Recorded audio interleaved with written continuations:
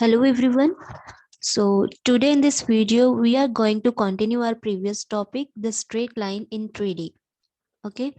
So आज हम discuss करेंगे कि अगर हमें एक स्ट्रेट लाइन का जनरल इक्वेशन दिया हो उसको हम सिमेट्रिकल फॉर्म में कन्वर्ट कैसे करेंगे.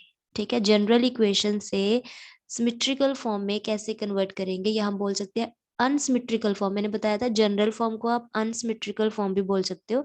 Unsymmetrical form of a straight line से हमने symmetrical form of a straight line में चेंज करना है. ठीक है, सो ये मेथड जो है हम क्वेश्चन की हेल्प से ही डिस्कस करेंगे. So question is find in a symmetrical form the equation of the line. Find the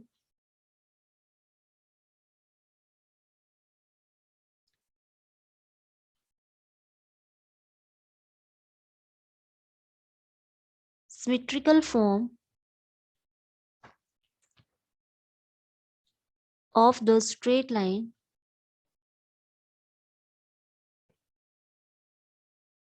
given by the equations x plus y plus z plus 1 is equal to 0, 4x plus y minus 2z plus 2 is equal to 0. Okay, सो हमें क्या करना है, हमें ये straight line का equation दिया हुआ है, हमें इसको सिमेट्रिकल फॉर्म में चेंज करना है. तो मैंने आपको बताया था कि ये जो इक्वेशन है, देखो ये किस फॉर्म का इक्वेशन है, a x plus B Y plus C Z plus D is equal to 0. तो ये एक प्लेन को रिप्रेजेंट कर रहा है. This is general equation of plane. ये भी कैसा इक्वेशन है, a dash x plus b dash y plus c dash z plus d dash is equal to 0. तो ये भी एक प्लेन का इक्वेशन है. तो two planes together represents a straight line. एक straight line को represent करते हैं. Two planes together represents a straight line which is line of intersection of these two plane. कौन सी स्ट्रेट लाइन को ये टू प्लेन्स रिप्रेजेंट करते हैं? अगर इन दोनों का इक्वेशन हम एक साथ देखें तो ये एक प्लेन को रिप्रेजेंट करते हैं. सॉरी, ये टू प्लेन्स दोनों एक साथ एक स्ट्रेट लाइन को रिप्रेजेंट करते हैं. कौन सी straight line? Which is line of intersection of these two planes, जो इन दोनों की इंटरसेक्टिंग लाइन होगी. देखो ऐसे कह सकते हैं हम कि suppose this is first plane and this is second plane, और इन दोनों का लाइन ऑफ इंटरसेक्शन कौन सा लाइन है? ये. ठीक है, ये है लाइन ऑफ इंटरसेक्शन. तो ये these two planes together represent the line of intersection of these two planes. ठीक है, ये स्ट्रेट लाइन को रिप्रेजेंट कर रहे हैं. तो हमें क्या करना है, ये जो हमें इक्वेशन दिया हुआ है स्ट्रेट लाइन का, ये कंबाइंड इक्वेशन एक स्ट्रेट लाइन को रिप्रेजेंट कर रही है. ठीक है, तो हमें ये जो स्ट्रेट लाइन है इसका सिमेट्रिकल फॉर्म फाइंड करना है कि सिमेट्रिकल फॉर्म में हम इसको कैसे रिप्रेजेंट करेंगे. ये जनरल फॉर्म है एक स्ट्रेट लाइन का. तो हमें पता है कि सिमेट्रिकल फॉर्म कैसा दिखता है एक स्ट्रेट लाइन का. ऐसा दिखता है ना, x minus x one upon a. हमने डेफिनेशन की थी सिमेट्रिकल फॉर्म की, y minus y one upon b, z minus z one upon c. ठीक है, ये होती है symmetrical form of a straight line where x1 y1 z1 is the point from where the line passes. ठीक है, जहां से लाइन पास कर रही होगी वो ये पॉइंट है. पॉइंट जो लाइन है वो इस पॉइंट से पास कर रही होगी, ये पासिंग पॉइंट है x1 y1 z1. And ABC क्या होते हैं? एबीसी होते हैं हमारे पास direction ratios. A b c are direction ratios of the straight line. ये होते हैं डायरेक्शन रेशियोज. तो हमें क्या करना है, हमें ये टू इक्वेशंस जो हमें पता है ये स्ट्रेट लाइन को रिप्रेजेंट कर रहे हैं, तो हमें यहाँ से एक तो डायरेक्शन रेशियोज निकालने हैं ये स्ट्रेट लाइन के, ताकि हम यहाँ पे वैल्यू पुट कर पाए. यहाँ पे डायरेक्शन रेशियोज फाइंड करने हैं और एक पॉइंट फाइंड करना है जो ये गिवन स्ट्रेट लाइन को सेटिस्फाई कर रहा हो, जिससे ये स्ट्रेट लाइन पास करेगा. तो वो पॉइंट हम फाइंड करेंगे, उसको हम x1 y1 z1 नेम देंगे और ये फॉर्मूला में हम पासिंग पॉइंट पुट कर देंगे और जो डायरेक्शन रेशियोज फाइंड करेंगे वो पुट कर देंगे यहाँ पे. तो हमारे पास क्या आ जाएगा, स्ट्रेट लाइन का इक्वेशन आ जाएगा. ठीक है, so firstly we will find direction ratios of this line of intersection. इसके हमें क्या फाइंड करने हैं, डायरेक्शन रेशियोज फाइंड करने हैं. so let a b c be the direction ratios of given straight line. हमने मान लिया कि एबीसी जो है वो डायरेक्शन रेशियोज हैं किसके, गिवन स्ट्रेट लाइन के. ओके। अब ये जो स्ट्रेट लाइन है वो प्लेन 1 पे भी लाई कर रहा है, प्लेन 2 पे भी लाई कर रहा है। ये जो स्ट्रेट लाइन, बिकॉज ये लाइन ऑफ इंटरसेक्शन है, प्लेन 1 पे भी है, प्लेन 2 पे भी है। तो हम रिजल्ट करते हैं प्लेन में हम एक रिजल्ट पढ़ते हैं कि अगर हम प्लेन पे नॉर्मल ड्रॉ करते हैं, एक प्लेन पे एक परपेंडिकुलर ड्रॉ करते हैं, तो ये जो परपेंडिकुलर होता है ये हर उस लाइन पे परपेंडिकुलर होता है जो ये प्लेन कंटेन कर रहा होता है। ठीक है, अगर हम प्लेन पे एक नॉर्मल ड्रॉ कर रहे हैं तो वो लाइन जो होगी, जो नॉर्मल है, वो हर एक लाइन पे परपेंडिकुलर होगा जो उस प्लेन में पड़ी होगी। ठीक है, जो लाइन वो प्लेन कंटेन कर रहा होगा। तो अगर हमने यहाँ पे प्लेन 1 पे परपेंडिकुलर लिया है, तो ये जो हमारी रिक्वायर्ड लाइन है ये इस पे भी परपेंडिकुलर होगा, है ना, ये इस पे भी क्या होगा, परपेंडिकुलर ही होगा।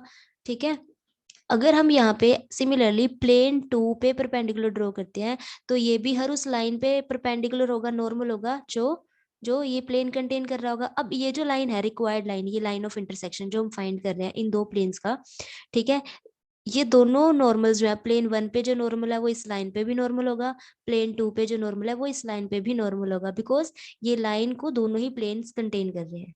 ठीक है, तो मैंने आपको बताया था अगर टू लाइंस परपेंडिकुलर, अब हमें यहाँ पे पता है ये नॉर्मल है प्लेन पे, और ये जो नॉर्मल है वो इस स्ट्रेट लाइन पे भी परपेंडिकुलर ही है, यानी ये जो हमारा रिक्वायर्ड लाइन है, ये हमारा रिक्वायर्ड लाइन है, इस पे जो प्लेन 1 पे नॉर्मल है वो इस पे भी नॉर्मल है, ये हमारा रिक्वायर्ड लाइन है, प्लेन 2 पे जो नॉर्मल है वो इस पे भी नॉर्मल है। ठीक है ना, क्योंकि प्लेन पे जब हम नॉर्मल लेते हैं तो वो हर उस लाइन पे परपेंडिकुलर होता है जो प्लेन कंटेन कर रहा होता है। तो ये जो लाइन है वो प्लेन 1 में है, तो प्लेन 1 पे जो नॉर्मल इस लाइन पे भी नॉर्मल, ये लाइन प्लेन 2 में भी है, तो प्लेन 2 पे जो नॉर्मल वो इस लाइन पे भी नॉर्मल। तो परपेंडिकुलर लाइंस की मैंने आपको कंडीशन ऑलरेडी बताई हुई है कि अगर टू लाइंस परपेंडिकुलर होती हैं तो उनके डायरेक्शन रेशियोज की मल्टीप्लीकेशन का सम 0 होता है। अब ये जो स्ट्रेट लाइन है, जो रिक्वायर्ड स्ट्रेट लाइन है, ये इसके डायरेक्शन रेशियोज हमने चूज किया ऑलरेडी, क्या है, ABC है। अब ये लाइन और ये लाइन हम बोल रहे हैं this is normal to the plane 1, ये क्या है, प्लेन 1 पे जो नॉर्मल है, और ये कौन सी है, रिक्वायर्ड स्ट्रेट लाइन है। रिक्वायर्ड स्ट्रेट लाइन के हमने डायरेक्शन रेशियोज चूज किए हुए हैं ABC, और नॉर्मल टू द प्लेन 1 इसके डायरेक्शन रेशियोज क्या होंगे, नॉर्मल के डायरेक्शन रेशियोज क्या होंगे। और आपको ये भी आपको पता होना चाहिए कि अगर ये हमारे पास प्लेन का इक्वेशन है ax plus B Y plus C Z plus D is equal to 0, और ये लाइन जो है वो परपेंडिकुलर है प्लेन पे। ठीक है, तो यहाँ पे ये जो ए बी सी होते हैं ये क्या होते हैं, basically these are direction ratios of normal to the plane. हम ये कहते हैं a plane is always determined by its normal. ठीक है, तो यहाँ पे जो coefficient of x, coefficient of y, coefficient of z होता है, यानी ये जो ए बी सी है, ये क्या होते हैं यहाँ पे, direction ratios of normal to the plane. Okay, तो अभी इस केस में ये जो प्लेन है, ये जो हमारा फर्स्ट प्लेन है, इसके डायरेक्शन रेशियोज क्या होंगे, एक्स का कोफिशिएंट कितना है 1, वाई का कोफिशिएंट कितना है 1, जेड का कोफिशिएंट कितना है 1। तो ये जो हमने नॉर्मल लिया है इसके डायरेक्शन रेशियो क्या है 1 1 1, और ये जो हमने सेकंड प्लेन पे नॉर्मल लिया है इसके डायरेक्शन रेशियो क्या होंगे, एक्स का कोफिशिएंट 4 है, वाई का कोफिशिएंट यहाँ पे 1 है, जेड का कोफिशिएंट -2 है, तो इसके डायरेक्शन रेशियोज होंगे 4 1 -2। ओके, अब हमें पता है ये जो लाइन है, ये जो नॉर्मल है, वो गिवन लाइन पे, जो हमारा गिवन लाइन है उस पे नॉर्मल है, उस पे परपेंडिकुलर है। तो यहाँ पे ऐसे ड्रॉ कर लो, ये हमारा गिवन स्ट्रेट लाइन है, ये फर्स्ट प्लेन पे जो नॉर्मल है, गिवन स्ट्रेट लाइन के डायरेक्शन रेशियोज ABC हैं, और नॉर्मल के डायरेक्शन रेशियोज क्या है 1 1 1 है। तो मैंने आपको बताया था अगर टू लाइंस परपेंडिकुलर हो तो उनके डायरेक्शन रेशियोज की मल्टीप्लीकेशन का सम 0 होता है। ये रिजल्ट हम लास्ट वीडियोज में डिस्कस कर चुके हैं। ओके, तो हम रिजल्ट अप्लाई कर देंगे, बिकॉज अब यहाँ पे because given straight line is perpendicular to the normals to the plane 1 and plane 2, therefore देखो ये हमारा plane 1 है, ये हमारा plane 2 है।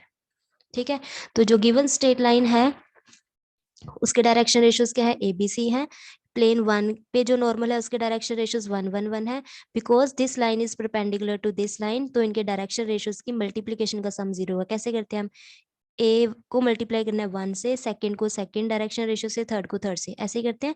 टू लाइंस अगर परपेंडिकुलर होती है उनके डायरेक्शन रेशियोज हम लिख लेते हैं, देन कोरिस्पॉन्डिंग डायरेक्शन रेशियोज को मल्टीप्लाई करते हैं, तो यहाँ पे कितना आएगा, A प्लस B को जब 1 से मल्टीप्लाई किया तो कितना आएगा B सी को जब हमने 1 से मल्टीप्लाई किया तो कितना आएगा, सी इज इक्वल टू 0 होगा ये।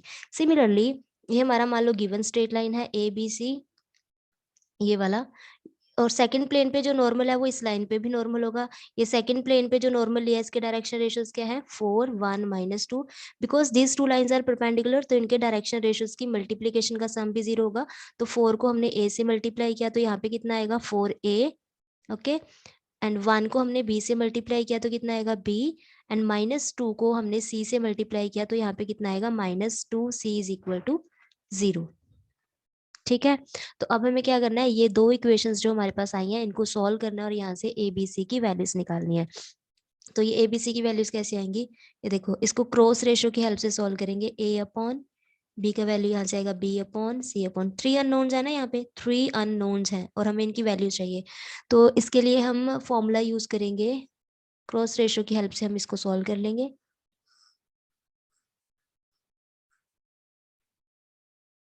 ये देखिए कैसे फाइंड करते हैं हम, इसके लिए ये फॉर्मूला यूज करेंगे। देखो जो इक्वेशंस है ना उनकी टर्म्स को आपने इस फॉर्म में लिखना है, 2 3 1 2 की फॉर्म में। 2 means second unknown, 3 means third unknown, 1 means first unknown, 2 means second unknown. Unknowns मतलब जो वैल्यूज हमने फाइंड करनी है, तो एक ए अननोन है, एक बी है, एक सी। तो 2 means second unknown, second unknown कौन सा है, बी ना। तो हमने यहाँ पे बी, दोनों ही इक्वेशंस में बी का कोफिशिएंट देखना है। यहाँ पे 1 है, यहाँ पे भी 1 है, तो आप यहाँ पे 1 एंड 1 लिख दो। 3 मीन्स जो थर्ड अननोन है, थर्ड अननोन है सी, तो सी के कोफिशिएंट्स देखने हैं। यहाँ पे 1 है, यहाँ पे -2 है। 1 मीन्स जो फर्स्ट अननोन है हमारे पास, फर्स्ट अननोन है ए, तो यहाँ पे ए का कोफिशिएंट 1 है, यहाँ पे 4 है। 2 means second unknown, second unknown B है और इसका यहाँ पे कोफिशिएंट्स क्या है, 1 1। तो अब इसको सॉल्व कैसे करते हैं, ए अपॉन हमने लिखना क्या है, देखो यहाँ पे 1 को इससे मल्टीप्लाई करना है तो यहाँ पे कितना आएगा, -2। देन नेगेटिव साइन फॉर्मूला का अप्लाई करना है और इसको इससे मल्टीप्लाई करना है। 1 को 1 से मल्टीप्लाई कितना आएगा, 1। नेक्स्ट 4 को ये 1 से मल्टीप्लाई करना है तो कितना आएगा, 4। नेगेटिव साइन फॉर्मूला का अप्लाई करना है। अब -2 को 1 से मल्टीप्लाई करोगे -2 आएगा, तो यहाँ पे आप -2 लिखोगे यानी +2 हो जाएगा। और यहाँ पे इसको इससे मल्टीप्लाई करना है तो 1 आएगा। नेगेटिव साइन फॉर्मूला का अप्लाई करना है और 4 को यहाँ पे मल्टीप्लाई करना है, तो 4 को 1 से मल्टीप्लाई किया 4 आएगा। अब इसको सॉल्व कर लेंगे, ये आएगा a upon -3, b upon 6, c upon -3। a upon -3, b upon 6, C upon -3। तो एबीसी की वैल्यूज निकालने के लिए हम इसको के इक्वल रख देंगे यहाँ पे। ठीक है, तो ए कितना आ जाएगा हमारे पास, -3 के। इसको जब आप के इक्वल रखोगे तो यहाँ से बी कितना आ जाएगा, 6 के। और जब आप ये लास्ट टर्म को इसके इक्वल रखोगे तो सी कितना आ जाएगा हमारे पास, -3 के। सो हमने माना था ना ये ए बी सी, हमने क्या सपोज किया था, A B C are direction ratios of the given straight line. तो ए की वैल्यू कितनी है, -3 के, 6 के एंड -3 के। These are direction ratios of given straight line। ठीक है, तो मैंने आपको ये भी बताया था डायरेक्शन रेशियोज में जो कॉमन पोर्शन होता है वो हम आउटसाइड निकाल सकते हैं। ठीक है, हम क्या करेंगे, यहाँ से जो कॉमन पोर्शन है वो आउटसाइड निकाल देंगे। तो यहाँ से के कॉमन आ रहा है और क्या कॉमन आ रहा है, 3 कॉमन आ रहा है, तो 3 और के हम यहाँ से आउटसाइड निकाल देते हैं। तो यहाँ पे कितना आएगा, 3 के अगर कॉमन निकाल दिया 1, यहाँ पे कितना आएगा 2 और यहाँ पे कितना आएगा 1। ठीक है, दीज आर 3 के कॉमन निकाला ना तो -1 आएगा। ठीक है, -1 2 and -1, these are direction ratios. ठीक है,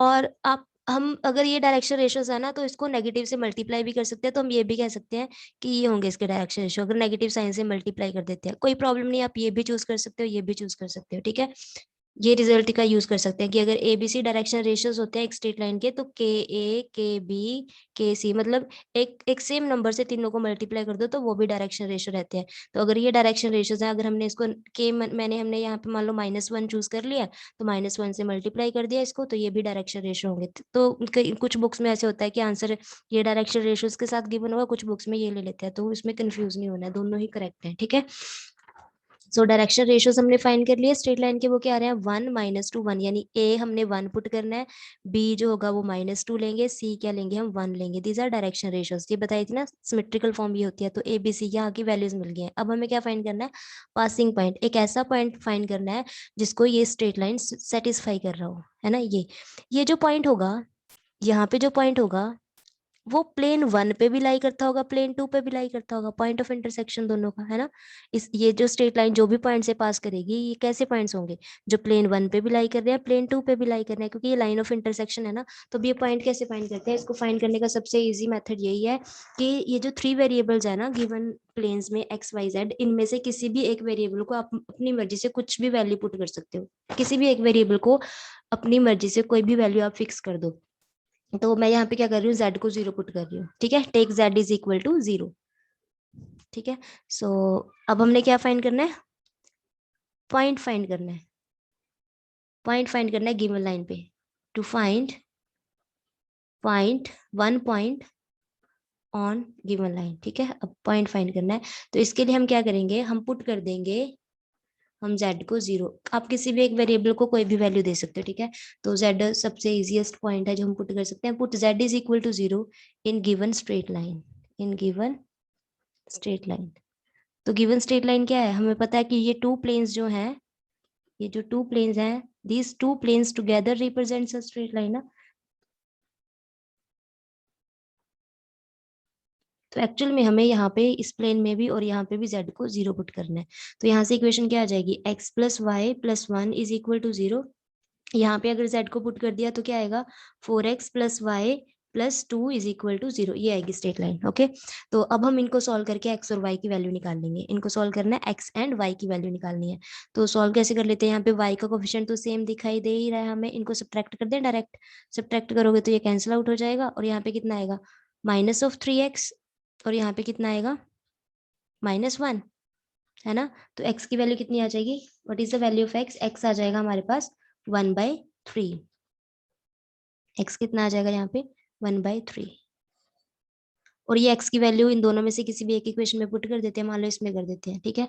as we know that x plus Y plus 1 is equal to 0, x की वैल्यू हमने यहाँ पे पुट कर दी 1/3, और यहाँ पे कितना आ जाएगा, 1/3 प्लस 1 इज 4/3, एंड यहाँ से y की वैल्यू कितनी आ गई है, -4/3। तो देखो हमने पॉइंट फाइंड कर लिया, जब z की वैल्यू 0 होगी ना तो x 1/3 होगा, y कितना होगा, -4/3 होगा, एंड z की वैल्यू कितनी होगी, z कितना लिया था हमने, 0 लिया था। अभी एक ऐसा पॉइंट है जिस जो प्लेन 1 पे भी लाई कर रहा है, प्लेन 2 पे आप पुट करके देखो, ये वैल्यूज प्लेन 1 में पुट करके देखो, इसको सेटिस्फाई कर रही होंगी, प्लेन 2 में पुट करके देखो, इसको भी सेटिस्फाई कर रही होंगी। यानी ये एक ऐसा पॉइंट है जो ये दोनों की इंटरसेक्शन पे लाई कर रहा है, दोनों प्लेन्स की इंटरसेक्शन पे लाई कर रहा है, और इंटरसेक्शन है क्या इन दोनों की, स्ट्रेट लाइन है ना। एक ऐसा पॉइंट हमें मिल गया जो प्लेन 1 को भी सेटिस्फाई कर रहा है, प्लेन 2 की इक्वेशन को भी सेटिस्फाई कर रहा है। यानी ये एक ऐसा पॉइंट है जो प्लेन 1 पे भी है, प्लेन 2 पे भी है, तो वो यहीं पे रहेगा ना, क्योंकि इन दोनों की इंटरसेक्शन है तो स्ट्रेट लाइन। तो हमें एक ऐसा पॉइंट मिल गया जहां से स्ट्रेट लाइन पास कर रहा है। So this is x1, sorry, जो पॉइंट हमने फाइंड किया ये हमारा x1 होगा, ये y1 होगा, ये z1 होगा। सो 1/3 comma -4/3 comma 0, this is the point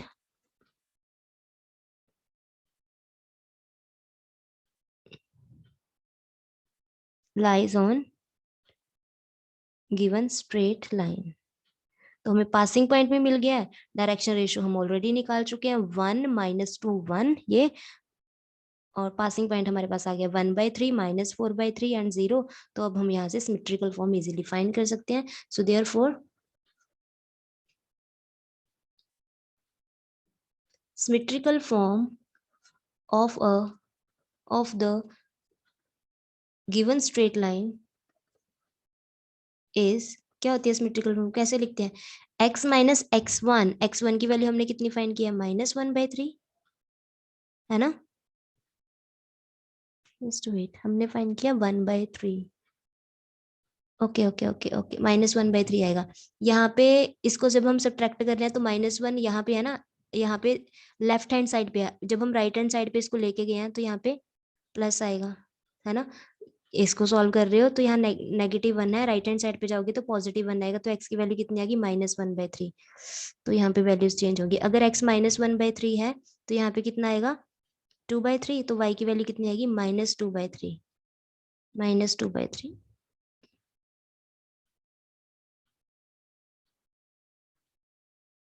ठीक है, x आ रहा है -1/3, y आ रहा है -2/3, ये करेक्ट कर लेना आप, ठीक है, ये थोड़ी सी मिस्टेक हो गई है इसमें, x आ रहा है -1/3, y कितना आ रहा है -2/3 एंड z 0 है। अब ठीक है, तो x minus x1 upon a है ना, जो डायरेक्शन रेशियोज आए थे वो हमारा क्या रहा था, डायरेक्शन रेशियो हमने निकाले थे -1 2, हमारे डायरेक्शन रेशियोज क्या आ रहे थे -1, अगर ये ले -1 2 -1, या फिर आप ये पुट कर सकते हो -1 2 -1, ठीक है। तो यानी यहाँ पे हम रखेंगे y माइनस y1 की वैल्यू कितनी आ रही है -2/3 अपॉन b रखना है, b की वैल्यू कितनी आ रही है हमारे पास 2, यहाँ पे डायरेक्शन रेशियोज रखने हैं, यहाँ पे पासिंग पॉइंट ना, z माइनस z1 हमने 0 लिया है, और यहाँ पे डायरेक्शन रेशियो क्या आ रहे थे -1, तो यहाँ से इक्वेशन बन जाएगी x plus 1/3 upon -1, y plus 2/3 upon 2 and z upon 1. So this is our required answer, z upon -1. So this is required symmetrical form of the given straight line. I hope ये question अब आपको clear होगा कि अगर हमें एक straight line का general equation given है तो हमें उसको सिमेट्रिकल फॉर्म में कैसे चेंज करना है।